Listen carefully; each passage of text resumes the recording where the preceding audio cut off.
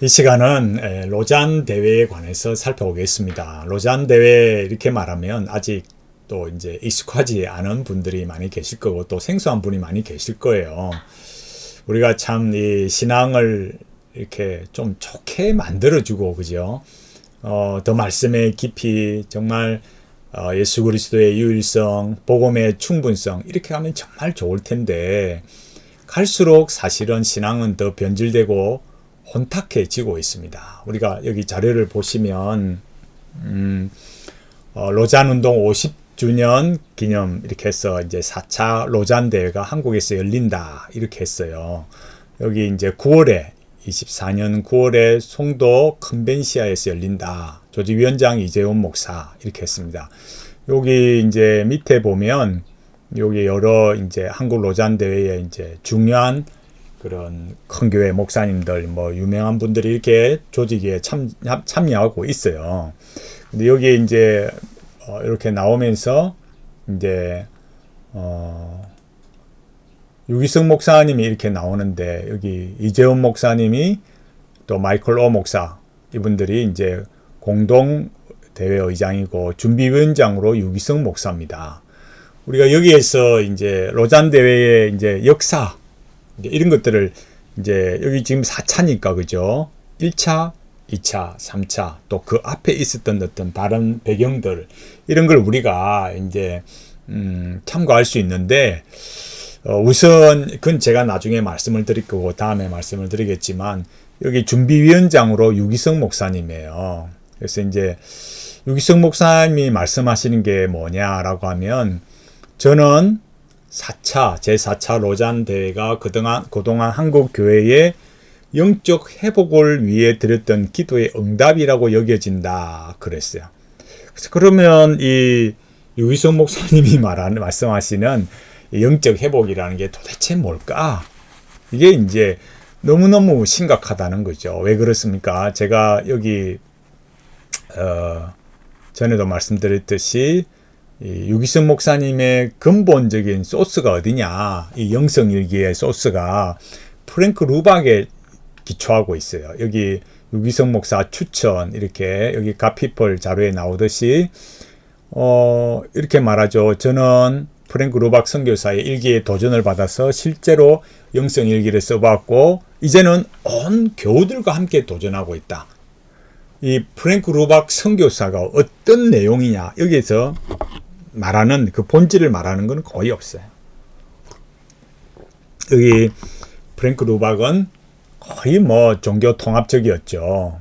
그 다음에 종교 다원주의적이었고 여기 하나님의 임재 연습 로렌스 형제라고 이렇게 했잖아요. 로렌스 형제라고 이렇게 말했어요. 이게 흐려지는 거예요. 그러니까 로렌스 수사거든요. 수도원에서 일했던 로만 카톨릭 수사예요. 근데 여기 이런 것에 근거했단 말이죠. 여기 유기성 목사님의 요 책이 뭐냐면 예수를 바라보자예요. 여기 보면 2014년 2월 19일자 뭐 지금보다 벌써 10년 됐습니까? 그런 책인데 여기 뭐라고 했습니까?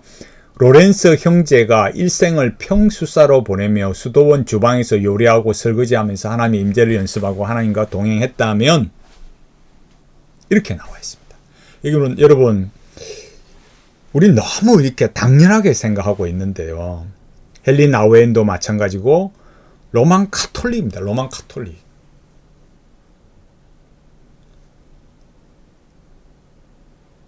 로만 카톨릭의 영성 이게 뭐라고요? 관상기도, 관상의 영성, 이 섭득적 관상기도라고 했잖아요. 일상에서 여기 말한 것처럼 일상에서 요리하고 이렇게 설거지하면서 하나님의 임재를 경험하는 거. 이게 로만 카톨릭의 습득적 관상기도예요. 그게 나중에 반드시 주부적 관상기도로 그렇게 가게 되는 것을 우리가 분명하게 역사를 통해서 또 실제 영성 프로그램의 내용이 그래요. 이게 굉장히 큰 이제 심각한 일인데 나중에 그래 어떻게 됐습니까? 제가 여기 이 책 자주 보여드렸죠. 여기 말했듯이 뭐예요? 첸 마스터. 이 로렌스 수사가 뭐라고요? 선불교 대가, 선불교 마스터가 되었다 이거예요. 이런 걸 작게 생각해서는 결코 안 됩니다. 정말 작은 일로 생각해서는 안 돼요. 근데 이렇게 프랭크 루박의 이런 기도일기, 로렌스의 로만 카톨릭의 로렌스의 수사의 하나님의 임재 연습, 이런 종교 다원주의로 가는 거죠. 이런 사람들. 그런데 이 유 목사님이 또 여기 보면은 여기에 하나님과 친밀해지기 이렇게 말하면서 뭐라 했습니까? 로렌스 형제는 하나님의 인재 연습에서 이렇게 하나님과 친밀해지려면 이렇게 하나님과 함께하는 시간이 많아야 된대. 24시간 주님을 바라봐야 된다. 이렇게 말했어요. 이런 분이 이 4차 로잔 대회의 준비위원장을 맡고 있습니다. 여기 제가 한 가지 좀 우리가 살펴보자면 이 마이클 오 목사가 이제 굉장히 영향력이 있는 것 같아요. 보면 일본 나고야에 그리스도 성서대학을 세우고 일본 내 젊은 세대 기독교를 일으키는데 많은 영향을 끼치고 있다 이렇게 말하는데, 여기 보면 이 린제이 브라운 국제 디렉터가 뭐라고 했느냐, 온 땅에 하나님의 음성을 듣는 비전을 이루기 위해서 마이클 오 목사와 함께 동역하는 것이 기대된다. 지금 이제 여기 하나님의 음성을 듣는 비전이라는 것이 1차 때 이제 1차 때 나왔던 이 로잔 대회의 이 주제가 뭐냐면은 온 땅이여 그의 음성을 들으라 였어요. 근데 이때 말했던 그의 음성이라는 게 과연 지금 이 말하는 하나님의 음성과 같은 것인가? 그러니까 왜냐하면 제가 여기 보여드렸잖아요. 유기성 목사님이 말하는 이런 프랭크 러박의 기도일기나 하나님의 임재 연습 이런 거 하면서 하나님의 음성 듣게 하고 있으니까 이게 무슨 의미가 있을까?